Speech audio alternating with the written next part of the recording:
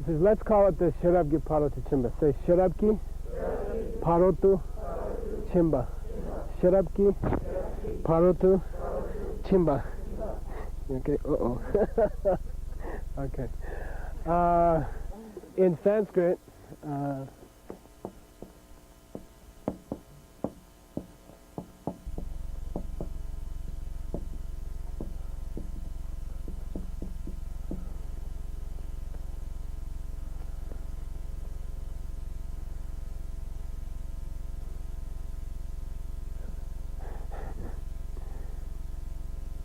Prajna?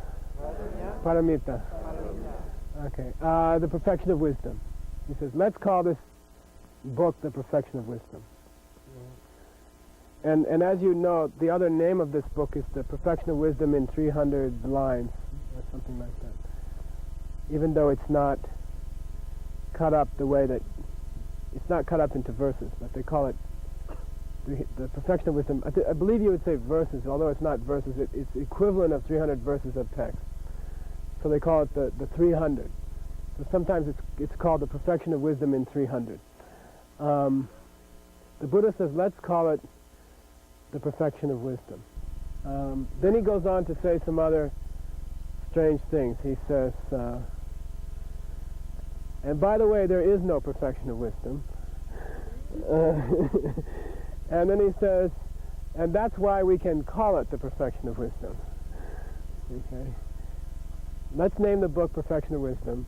There ain't no perfection of wisdom, and that's why we can call it the perfection of wisdom. And that's the next scene in the sutra, okay? At this point, the Tibetan commentator, Chone Lama Dapashidu, he goes through the different kinds of perfection of wisdom. I think it's really important to know. So we're going to go through what does perfection of wisdom mean? I mean, I used to wonder for a long time. You know, I never saw a really good explanation of what is the perfection of wisdom. You always hear Prajnaparamita Sutras, Prajnaparamita literature, blah, blah, blah, and you don't know what's Prajnaparamita. So we're going to go through the 4 kinds of Prajnaparamita.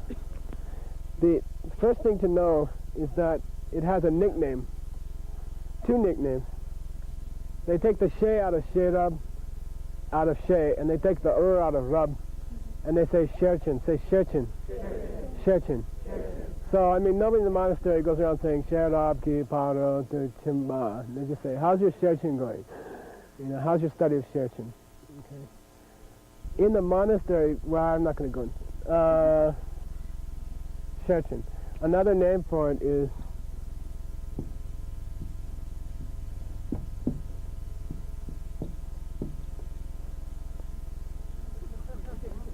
not, it's a you.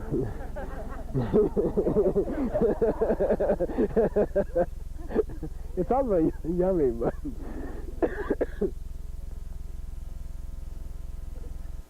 say yum. Yum.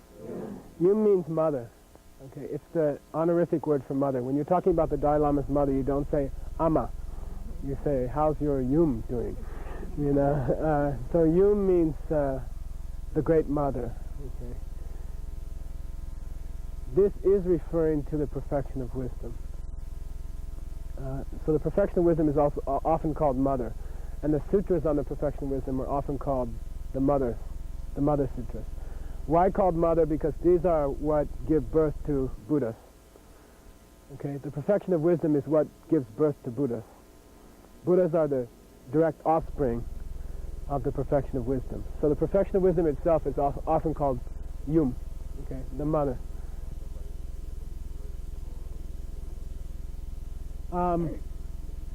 He asked about all the different. There's a 300 Prajnaparamita, there's an 8,000, there's a 2,000, which is maybe really 2,500, then there's a boom, which is 100,000. They say there's even longer ones that are missing nowadays.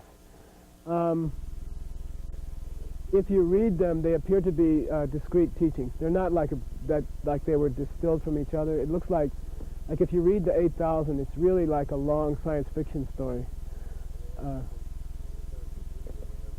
Yeah, many different beings in them. So, yeah, it's not like they took the 100,000 and abbreviated it into 20. They seem to be different teachings on the perfection of wisdom. So why is the perfection of wisdom? And for example, in the Heart Sutra, it's the feminine ending on the end of the Bhagavati. It's the Chomden de Ma. They call it the mother. It's always feminine because it's producing Buddhas. It's childbearing Buddhas, bearing Buddha children. Okay, and that's why it's called the mother. And that refers to the perfection of wisdom as a paro tu chin che. Nice, cool. Paro tu chin che, we talked about it. Perfection as something that gets you to perfection. Perfection as something that creates perfection. The real meaning of perfection, like the perfection of giving, is the thing that gets you to the perfection of giving. And obviously that's like generating Buddhahood, generating perfection. So the idea is that this is the real mommy of all enlightened states, is Prajnaparamita. Okay. What are the four kinds? Say Rangshin, Sherchin. Rangshin, Sherchin. Rangshin means natural.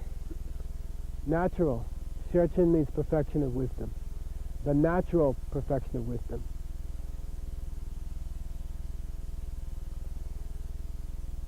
This is the same thing as what they call natural nirvana, Rangshin Nyangde. And it refers to emptiness itself. Okay? Emptiness itself is given the nickname natural perfection of wisdom. Natural nirvana, same thing. Does it mean somehow that you've already reached nirvana or something like that? No, not at all. We wish, right? It'd be a lot easier. It just means that this is the object which the perfection of wisdom focuses on, emptiness. So it's called the natural perfection of wisdom. Rangshin Sherchin. Say Shung Sherchin. Shung Sherchin. Shung means scriptural. Okay? Scriptural. Perfection of wisdom as a book or as a teaching, as a verbal teaching or as a book, is called Shung Sherchin. And for example, the Prajnaparamita Sutras are that. The sutras which mainly treat the perfection of wisdom. The sutras which mainly talk about the perfection of wisdom are themselves called the perfection of wisdom. So when somebody says Prajnaparamita Sutras, you've got to be thinking Shung Sherchin, the books, or the oral teachings about the perfection of wisdom. The second kind of the perfection of wisdom. Say Lam Sherchin. Lam Sherchin. Lam means, path. This is the perfection of wisdom, which is the path. Okay?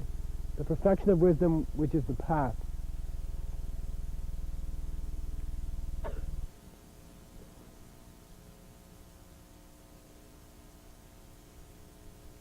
This is the real one.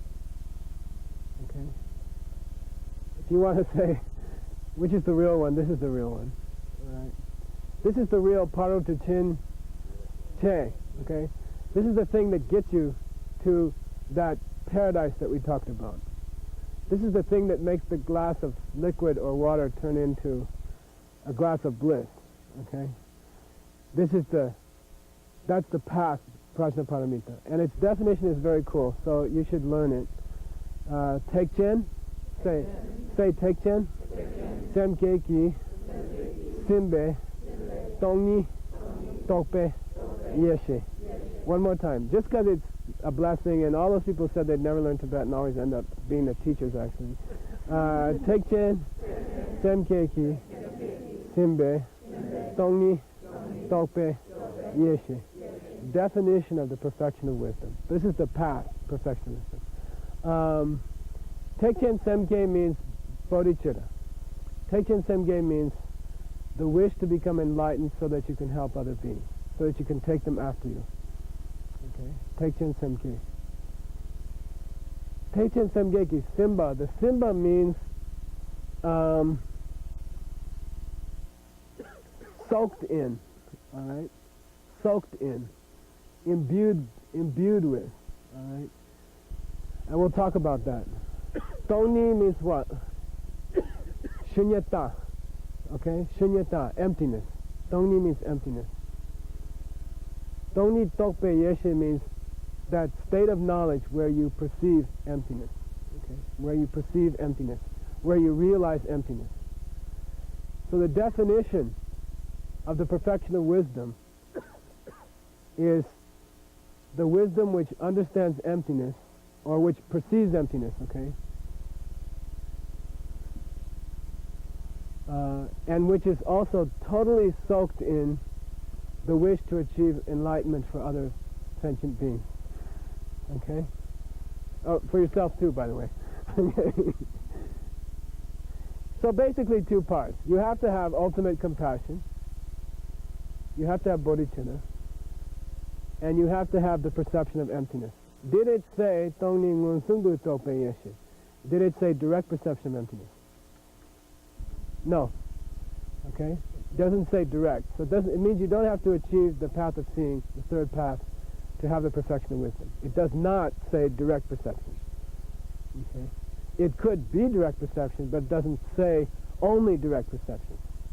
So it could be all those other perceptions. You are right now having a tujungi shirab about emptiness. During this week, unless you've been asleep totally, which is always possible, you've been having an intellectual understanding of emptiness. That is Tongni Tope Yeshe. You are understanding, you are perceiving emptiness at a certain level. As long as you're thinking about it in a roughly correct way, intellectually even before you reach the first path, you are perceiving emptiness in a way. Okay? You are understanding it in a very rough, intellectual way. That is Tongni Tope Shiram. If it's Semgegi Simba, if you also have some kind of compassion or a wish to help other people, then you have the perfection of wisdom. Okay? Then you are practicing the perfection of wisdom. And that's the real one. That's the one that's really getting you there. Say Debu, Sherchin. Debu, Sherchin. Debu means in this case it means the final goal. Normally it means result. Okay, but here it means the final goal. The perfection of wisdom of the final goal. What is the highest form of wisdom? Not Buddhahood, not emptiness. We're talking wisdom which is mental. Half of the Dhammakaya, which is the omniscience of the Buddha. Yeah, Jnana Dhammakaya. The omniscience of the Buddha. The Buddha's ability to know all things. The Buddha's knowing all things. The wisdom of the Buddha, which perceives all objects in the universe at once, is the perfection of wisdom of the final goal. That's the fourth kind of the perfection of wisdom. So now you're experts about perfection of wisdom. Okay? If anybody says, what's the perfection of wisdom? You can say, well, which one are you talking about? You know, are you talking about the natural one? That's emptiness. Are you talking about the books? That's shun, scriptural perfection of wisdom. Are you talking about perfection of wisdom on the path? That's the perception of emptiness imbued with bodhicitta. Or are you talking about the final perfection of wisdom, which is the one in the mind of a Buddha? Which one is this book? I mean, you do this in a monastery and you'd have a 4-hour debate on your hands. Is the DiamondCutterSutra the natural perfection of wisdom? I mean, when the Buddha says, you can call this book the perfection of wisdom, is he referring to the natural perfection of wisdom? Good question. I mean the sutra.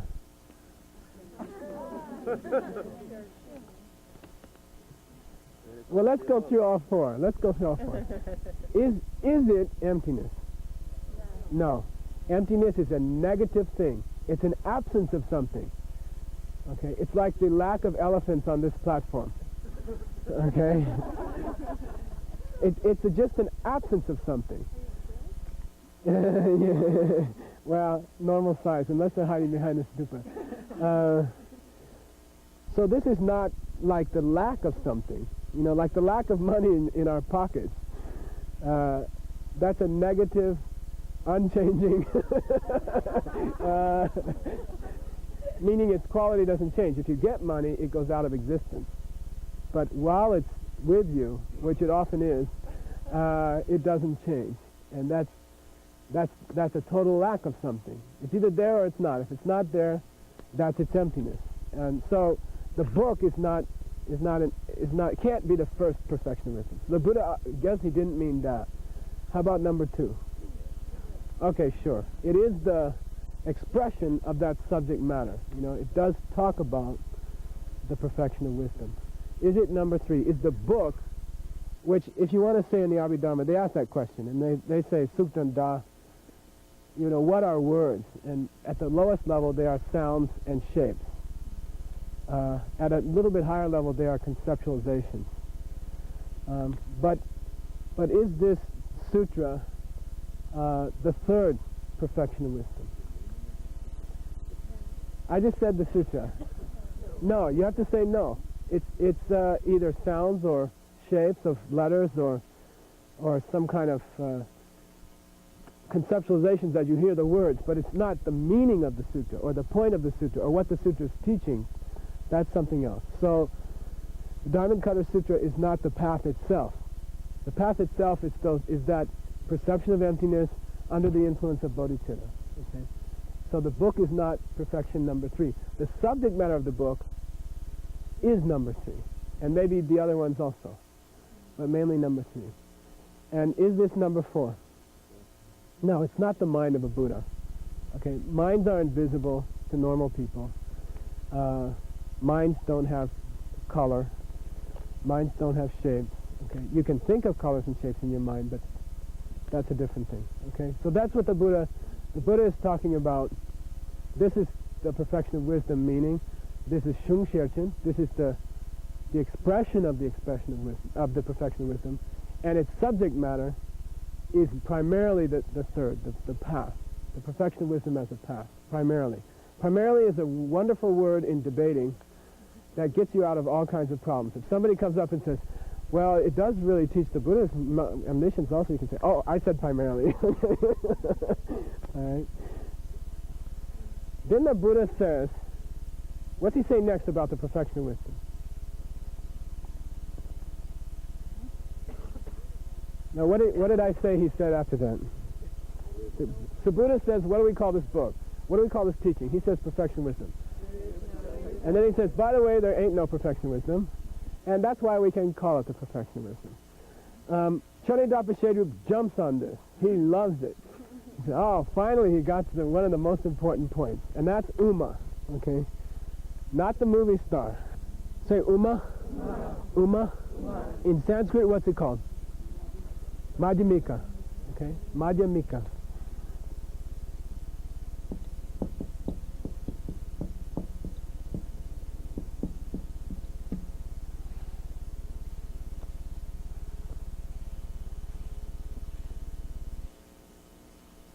In English, the middle way.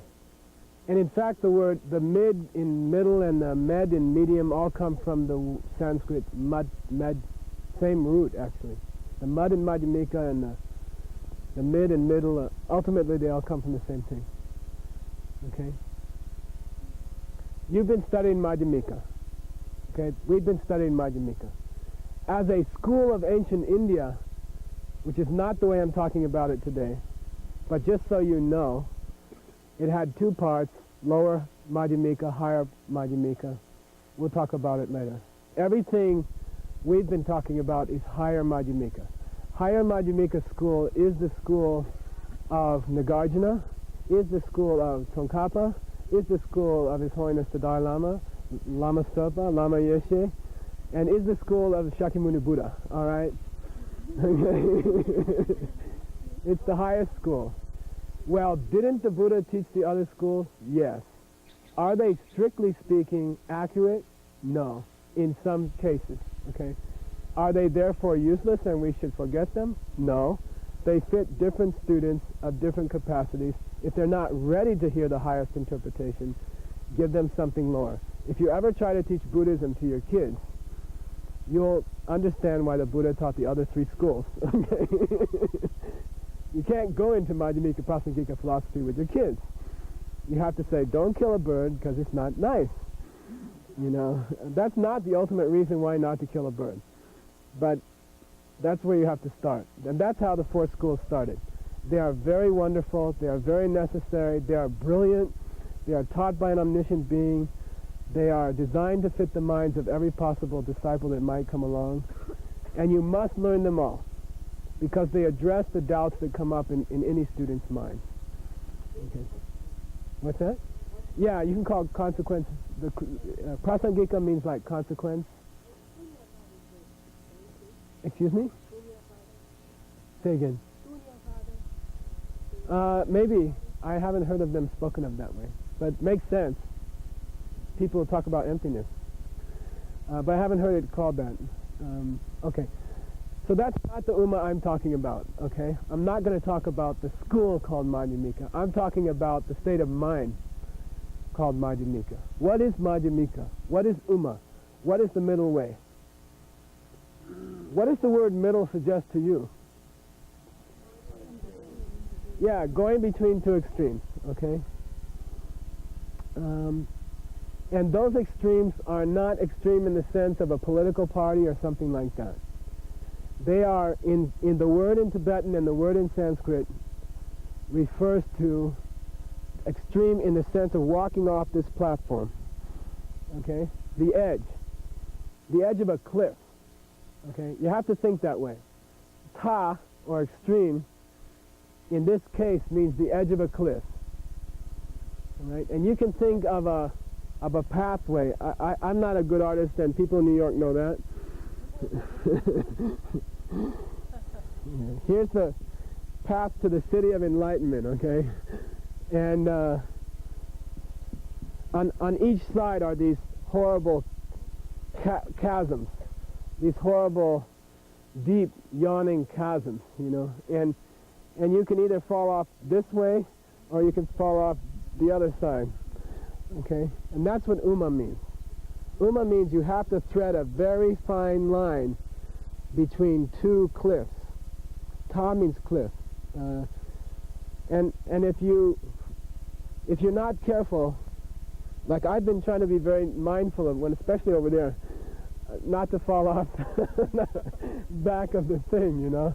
You have to keep your wits about you, or you will fall off one of these cliffs. Either case is disaster. Either case is a fatal error. You will waste your life. You will never get what you need. You will never understand anything. And you will continue to suffer. You will die, and you will continue to suffer after that. So this is a very important subject. You know, these are the two cliffs. And if spiritually you fall in off of either cliff, it's over with. Okay, unless you can climb back up, unless you grab onto some little branch on the way down, you know, and get back up, which is hard, your spiritual body will die. So I mean, extremely bad consequences. I mean, spiritual death, essentially. So you have to know these two extremes. You must know what the two cliffs are. And to thread your way between them is what? Madhyamika. That's the meaning of Uma.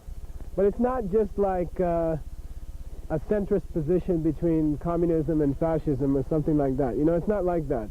These are deadly, fatal errors. If you fall into either one, spiritually your life is over. Okay? It doesn't mean you can't recover if you get some good teachings, but if your state of mind falls into either extreme, you're in big trouble, extremely big trouble. Okay, fatal error. Okay, so Uma becomes important.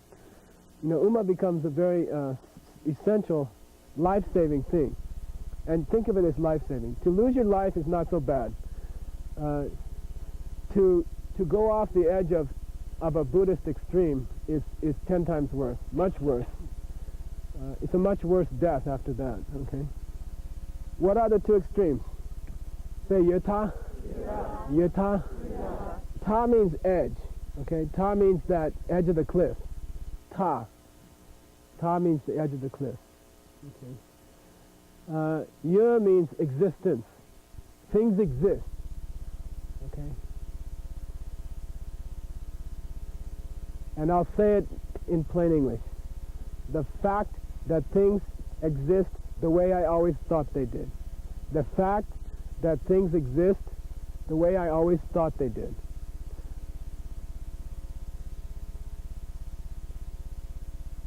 And now I have a tricky question for you. Does that exist? Mm-hmm.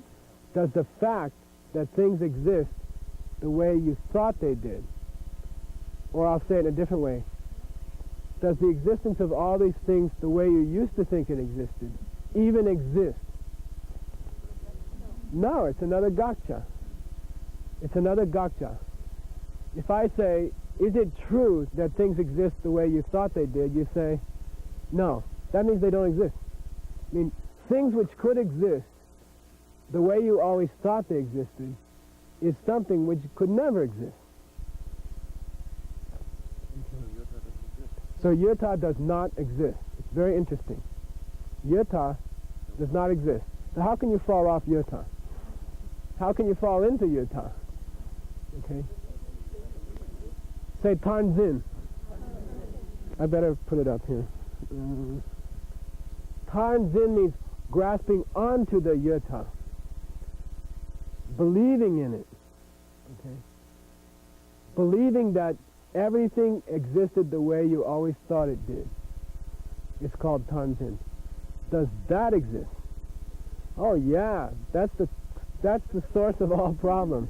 It's not money, it's tanzin. Probably they're related somewhere, I guess. But that's tanzin. Okay, so thinking that it's true that everything was the way you thought it was is the problem. Okay. And this ta is the one that's most dangerous. Okay. This is the ta that infects 99.999% of all humanity. If you go up to somebody in Boulder Creek, at Joe's Bar, wherever that was, and you say, does this beer exist the way you always thought it did? Or is this a projection of yours generated by your past karmic seeds upon an empty screen? And he'll look at you like, like, are you crazy? Maybe you should have a beer, The mass of humanity streams like lemmings off the cliff, They are like sheep in a huge, flock, walking off this cliff, They don't see that anything is in any way different from the way they think it is, or the way they always thought it was. What does it mean in real life, okay? How does it relate to real life? How could you do a reality check and see, do I have yata and zimba in my mind at any given moment, okay? How are you going to do a check on yourself to see, do I have yata today? Am I grasping onto yata today or not? Great. He said if you're upset. John said if you're upset. Okay. And the point is, use the moment when you are most angry. In Tibet they said use the moment when you are most afraid. Go sit up on a skyscraper and dangle your legs off the side and watch your feeling about yourself. Pabonka Rinpoche says, wait till somebody accuses you of doing something that you never even thought of doing, and you get in big trouble from this person. accusing you of something that you have no intention of doing and no even dream of doing. But they are accusing you of it, other people are believing it, and then suddenly you got this thing in your heart like, how can they be saying that about me? You know, me. And then that me, when you're under the influence of a strong mental affliction, is definitely yata. Because if I came up to you and said, is this happening external to you without your projections? Is this you, or is this guy who's attacking you? I find it easier with the guy who's attacking me. Is this guy who's attacking you? And this is very difficult to do, because at that moment, it's the last thing you want to think about. You truly, really think that this guy is evil from his own side. You really, truly think that this person is bad inherently from their side. You just can't believe that there could be any other possibility. They're attacking you. They're attacking something very dear to you, and hatred comes up. And you, at that moment, it's almost absolutely impossible to think that what I'm seeing is not coming from him. What I'm going through right now is in no way coming from him or her. It's just not. This is me. Do I mean it in the sense of psychological projection? No. You know, shoe salesmen get on a bus. All they see is shoes. You know, diamond buyers get on a bus. All they're doing is looking at women's fingers. You know. I don't mean like that. I don't mean that your mind is sort of into that and you're noticing that more or less. I don't mean like that. I mean, so I don't mean to say, because you had a bad breakfast, this guy looks evil to you. I don't mean that. He really is evil, okay? And we're going to get into that. He really is evil at that moment, but not from his side. Okay? It's not coming from him. If you had not collected the karma to meet this evil person, who really is evil, you would not be meeting an evil person now. There wouldn't be an evil person there accusing you of this thing if you had not collected bad karma yourself. Okay? It doesn't exist. How does the bad karma make him evil? It causes you to glue together the sense data in a certain way called evil guy and call it evil. You give it the name evil. You think of it as evil. It doesn't have to be thought of it as evil. Nothing in the world has any inherent quality of its own, period. Nothing in the world has any inherent quality of its own, period. I always talk about the dentist, okay? Like, the feel of a dentist drill on your tooth must be evil. You know, when they hit the nerve, you know, I mean, the whole thing of going to the dentist, you know, the whole thing of having to sit there and pay to have somebody torment you, you know, I mean, that must be something inherently distasteful. That thing of the drill hitting the nerve must be something inherently unpleasant. But if you've ever been to India and you're a Westerner and you go to Connaught Circle, which I've done, and you go to the dentist because your teeth is hurting like crazy, and he sees a Westerner walk in, and he has the opportunity to drill up a Westerner's tooth, and he sees rupee, rupee, rupee, you know, that same event is a pleasant event. Okay? It's a pleasant event. Someone is sitting around a glass of liquid and seeing it as nectar. You know, he sees your cavity as big bucks. You know, and for him, the same sense data is when you jump, he's thinking, great, you know, maybe he needs a root canal. You know, and it's the same data. He is synthesizing it because of his past karma as a pleasant event, and it is a result of good karma for him. If a Westerner walks in with these big money belts they wear, and and he needs a root canal. It's like, it is a result of his good karma. Now, is it a good karma that he's thinking to cheat you or something? Obviously not. But the fact that you showed up in his office is good karma. So at one moment, the same sense data, what I'm trying to say is there's nothing you can point to in the world which is inherently one way or the other. And that's its emptiness. Okay? Yata is to be blissfully ignorant of that thing.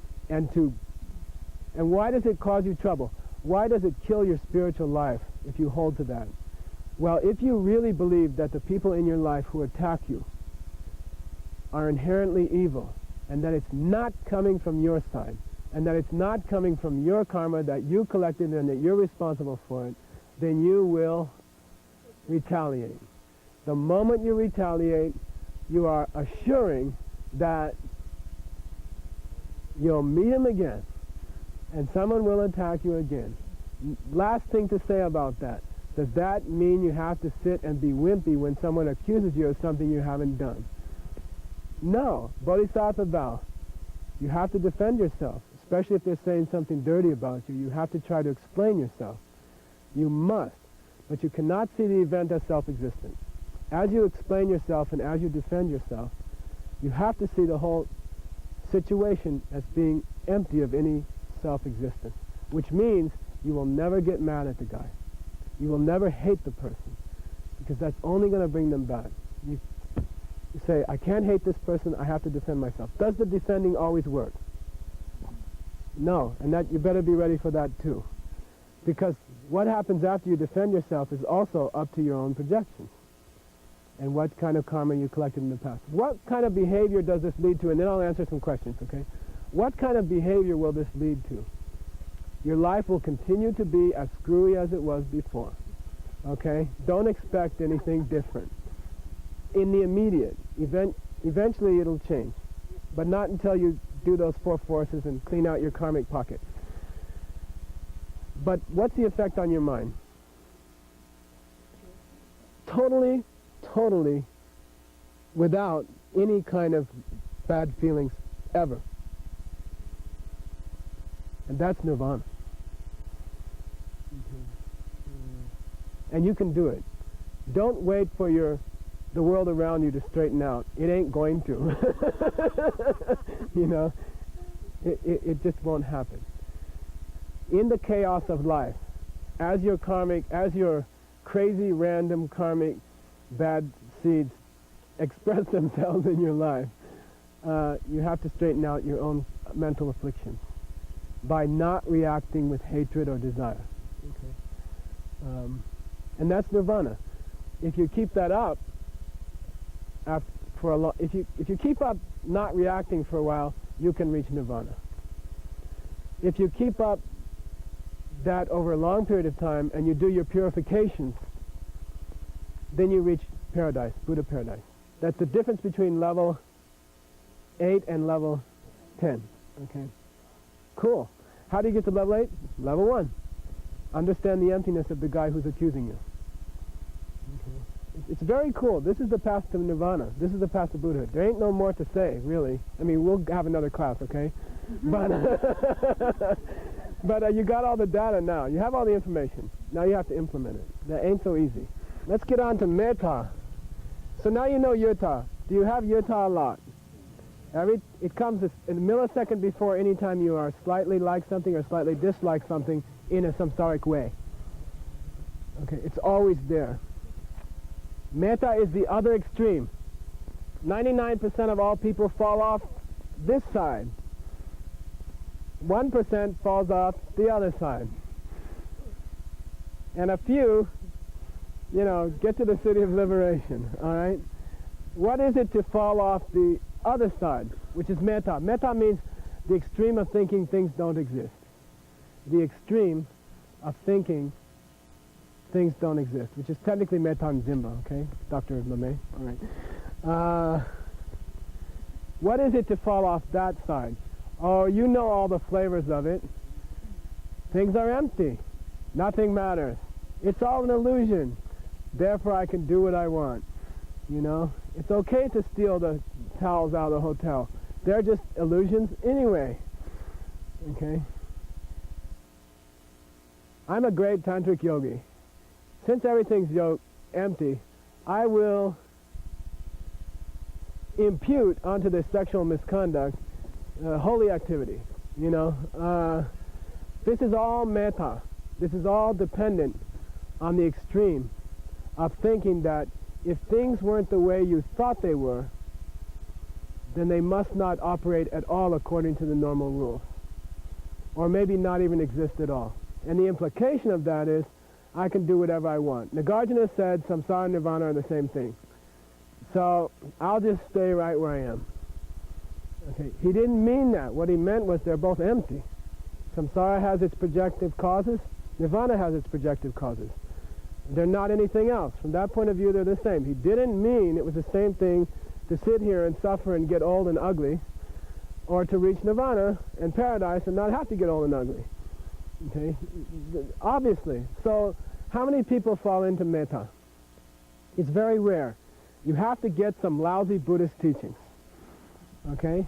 You have to get some lousy New Age books about what Nagarjuna meant when he said nothing exists, or life doesn't matter, or it's all an illusion, or something. To fall off that other extreme, especially where you discount the ethical way of living, that's the other extreme. It's rather rare. You have to be. It's a result of a crooked education in a spiritual path. Okay, in a crooked spiritual path, or something like that. Meaning mistaken. It's a result of a misunderstanding of what emptiness is. And then you can fall off the other side if you like. That one's obviously a much deeper hole than the other side. It's one thing to be blissfully ignorant of what's going on. It's another thing to actively misbehave because you don't understand emptiness. Okay, that's a different thing. Yeah, neither one exists in the sense that the fact that everything is the way it looks doesn't exist, and the fact that nothing exists or nothing matters also doesn't exist. Holding on to those two does exist, and that causes all our trouble. That's the difference between ta and tanzin. Metta, yuta, and yupe tanzin and mepe tanzin. Okay? Doesn't really matter. Anyway, to believe in either one is to fall off the cliff, and has much more painful implications than falling off a real cliff with a real body and getting killed. Okay, the implications are much more far-reaching than having your physical body fall off a cliff. Okay, I mean, it's so rare to have someone in the world talking about ethical living, trying to practice ethical living, being a normal Dalai Lama. You know, just being a good, plain old good person and teaching good, clean, holy things, sacred things. I mean, there's not enough of those around, okay? Let's be those. You know, then the crazy wisdom is good at a certain level if you've been on the path for millions of years. And it's true. It exists, and it's real, and it's useful, and it's important, and it's enlightened. But you must learn all these things before you get there for millions of years. So stick to this stuff. Stick to this stuff. All right. So if anybody asks you what's Madhyamika say, you're going to say it's not to fall off the two cliffs. It's not to fall off the two edges, the two extremes. What are the two extremes? A, thinking everything is the way you thought it was and your boss is really bad from his side and it's not coming from you. Or two, thinking, well, if it's not coming, if it is not what it seems, it either doesn't matter or it doesn't exist. Those are the two extremes. Okay, those are the two extremes. You want to go between the two. How do you stop those two? How do you stop those two tendencies? Okay? And these are the two friends. They're called Nang Tong. Say Nang Tong. Nang Tong. And that's the last thing, next to the last thing we're going to talk about. At least I'm honest for once, right? Nang Tong. Nang means dependent origination. It's a code word for dependent origination. It means appearances. The way things appear. The appearance of things is called Nang. dependent origination? What's the lowest interpretation of dependent origination? That if something comes from causes, it must be dependently originated. It must be dependent origination. If something has its own causes and conditions, it's dependent origination. What do the medium schools say is the meaning of dependent origination? The whole depends on its parts. If something is depending on its parts, well then that's dependent origination. They say, our view is better because your view doesn't cover things that don't have causes, like empty space or emptiness itself. And then Madhyamika Prasangika high school comes along and says, you guys are close but no cigar. The ultimate meaning of dependent origination is the things are the collection of their parts, and then you have to project onto that something. Okay? And where does the projection come from? What's driving it? Your past deeds. Your own karmic. Oh, a lot of correct view running around here. Okay? The fact that things exist that way, that everything around you at any given moment is your own karmic seeds ripening and causing you to interpret data in a certain way, is nung. That's nung. That's nung, which means appearances. In other words, you understand the appearance. It's that moment of the last instant of the second path where you're looking at the teapot and saying, this is a mental image. I'm not looking at a teapot that exists from its side. Okay. That's nung. When you understand that, that's nung. Yeah. No question. Okay. What's tong? Tong is that a teapot which could exist out there, or a pot which could exist out there on the stove, and I'll give you all the synonyms. Rangshinki drupa, naturally. Rangitsaniki drupa, by definition. Dundamba drupa, ultimately. Tenjung mayimba drupa, not dependently arising. Tanyedima drupa, not a result of my projections. Rangune drupa, existing from its own side. These are all synonyms for self-existence. Okay? They all mean the same thing. And when you realize that there's no such thing, that's tong. Okay? Tong is the fact that there never was anything else except your projections onto certain data, being called a pot. There ain't nothing else. That's tong. Okay? How does nung and tong relate to the two extremes? And then we're done. Because, why did we get to this subject? We were talking about the Buddha. He's talking to Subhuti. Subhuti says to the Buddha, what do we call this book? He says, Perfection of Wisdom. And then he says, there's no such thing. And then he says, okay, when he says there's no such thing, he's trying to overcome yatha. He's trying to say, things don't exist the way you thought. Why does the Buddha say the Prajnaparamita doesn't even exist? He's trying to knock Subhuti out of his pre-assumptions about the way things are. It's like the first teaching you ever got when the teacher got up and said, things are not the way you think they are. Okay? Things are not the way you think they are. And thinking that they are the way they look to you is the first extreme, the extreme of thinking that everything exists the way you thought it did. So the reason the Buddha says the perfection of wisdom doesn't even exist is he's trying to knock Subhuti out of that belief that everything was the way he thought it was. He's trying to knock him out of that belief. Okay? This perfection of wisdom doesn't even exist. Then Subhuti is supposed to think, oh, he means it doesn't exist the way I thought it did. Okay?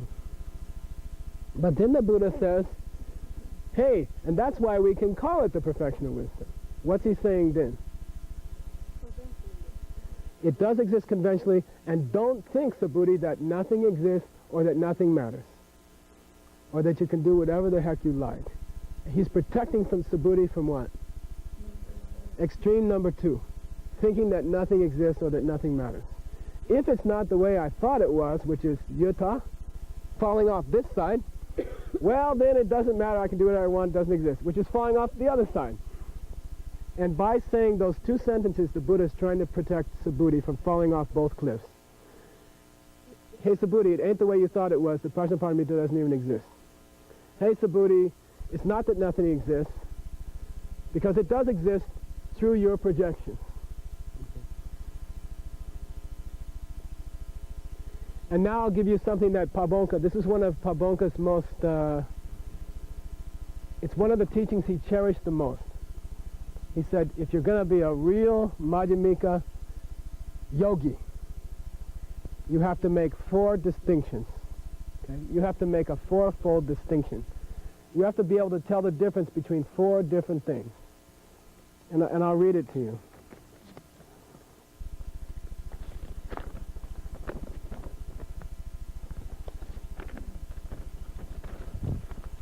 Nothing exists from its own side, but that doesn't mean that nothing exists at all. Okay? Nothing exists from its own side, but that doesn't mean that nothing exists at all or that nothing matters ethically. Okay? How many distinctions you got so far? It's really 2. Nothing exists from its own side, but that don't mean that nothing exists at all. You got 2 distinctions so far. Okay. Then he said, everything does exist only through your projections, but that doesn't mean that they exist from their own side, without your projections. Do Buddhists believe that things exist? By projection, yes. Do they believe nothing exists? No. They don't. Do they believe nothing exists without your projections? Yes. What was the other one? Do they believe that everything exists through your projections? Yes. Okay. Do they believe that everything exists from its own side? Okay. Then you got to get, you should be able to play with those 4. You should be able to dance between those 4. Then you're a real Madhyamika yogi. Okay. Yeah. It's a little tricky. Yeah. Okay. I'll say it this way. It is true that nothing exists from its own side. That's number 1. It is true that nothing exists from its own side. And you could have plugged in there naturally or anything else you want to say, but let's leave it like that. It is true that nothing exists from its own side. That's number 1. Number 2 is, but it ain't true that nothing exists. Okay. All right? Or that nothing matters. I'll go through it again. Number 1, it is true that nothing exists from its own side. Number 2, but it's not true that nothing exists or that nothing matters.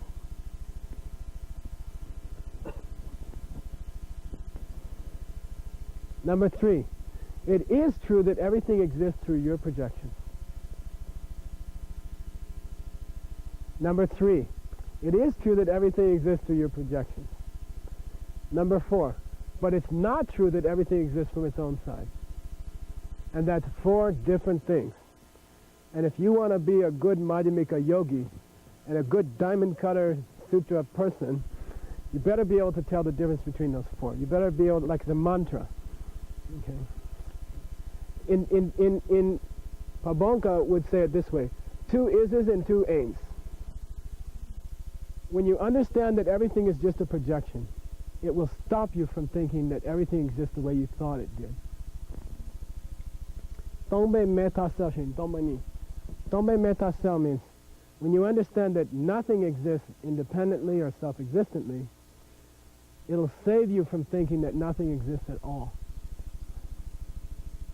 In other words, when I say nothing exists without your projections, and when I say nothing exists, that's a big difference. If someone comes up to you and accuses you, which I've been accused in a debate with a great scholar of another tradition, another religion, they come to you and say, the Nagarjuna said nothing exists. I said, that's not what the Nagarjuna said. The Nagarjuna said nothing exists independent of your projections. Okay? That's a big difference. So in that sense, understanding that nothing exists self-existently prevents you from thinking that nothing exists. Cool, all right? So Pabonka takes you through that whole trip. He says, here's what the lower 3.5 schools think, and what I just said is what the higher half thinks, and then he screws up things again, and he says, but my root lama, Drupkangpa, this is Pabonka's root lama, used to say privately to us that they work both ways. Okay? Okay? When you understand that everything is a projection, it keeps you from falling off both cliffs. When you understand that nothing exists self-existently, it keeps you from falling off both cliffs. Okay. He's very cool about it.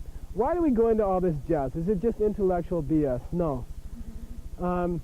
By discussing the fine points, you'll never forget the main point. And I'll just state it one more time and I'll shut up.